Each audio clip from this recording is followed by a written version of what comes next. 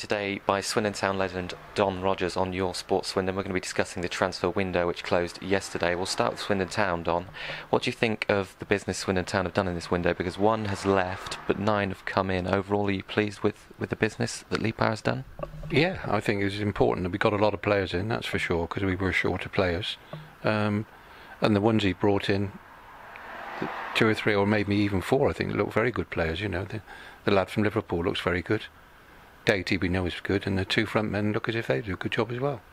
Nicky Jose, of course, left, signed for Charlton during the transfer window. Swindon's top scorer last year. How big of a miss do you think he's going to be this year? Oh, it'd be a big miss unless one of these 2 new lads can do or John Obika can come back and fill the void that he's left. Of the 9 that have come in, who are you most looking forward to seeing this season? Well, I think D'Alfonso will be the one I'd like, because he seems to have all the tricks and the nice touches, which is I always like to see them. Let's move on to the Premier League, because over £1 billion has been spent on players during this window. Which teams do you think are best equipped to make a challenge for the title this year? Well, I think 5, 6, maybe 7 teams are equipped to win the title this year. It'll probably be the same ones at the top as normal: Chelsea, Man United, Man City. People are writing Arsenal, but I still think Arsenal will be there because they've got such good players. They've got Liverpool, Tottenham maybe. They're all good enough to win it, I think, this year. A lot's been spoken about Paul Pogba. £90 million Manchester United have spent on him this transfer window. What was the biggest fee that you cost during your day? Well, mine was a massive 150,000 when I went to Crystal Palace, so a little bit less than these figures. But Pogba's 90 million. What I've seen of him so far, I think he looks an excellent player. I'd love to watch him. Worth 90 million, though? Well, I don't know about 90 million, but he's certainly one of the best I've seen.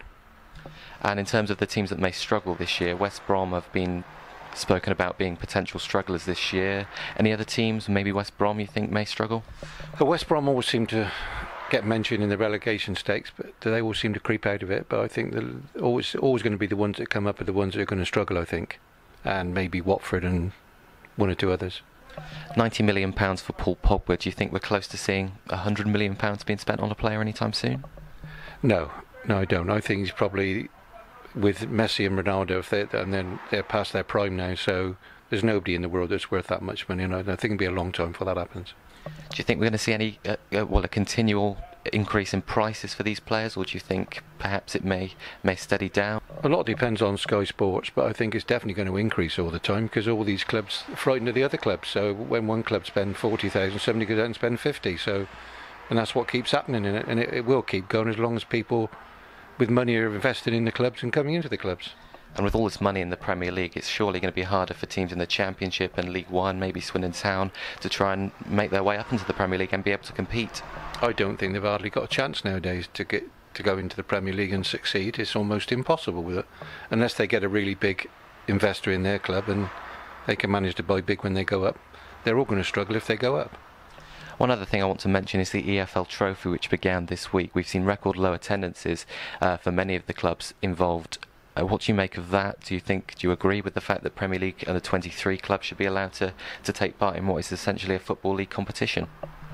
I mean, I'm quite happy with it. I think I'd just like to see good football matches, and we were lucky we got Chelsea in our group, so I think I've seen them on television last year, the young players they've got, and it'll be a really good game when we play them, so no problem at all.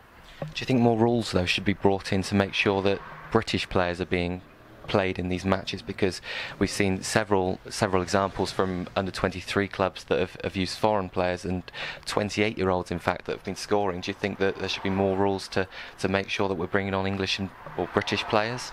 I think that'd almost be impossible, because there's more foreign players in these Premiership clubs than there is English players, I should think, so that'll never happen.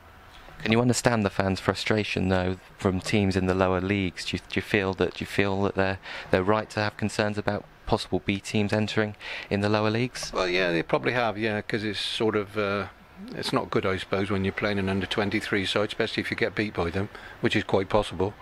But purely on a personal point of view, I don't see any problem with it. Well, thanks very much for your time, Don. I appreciate it.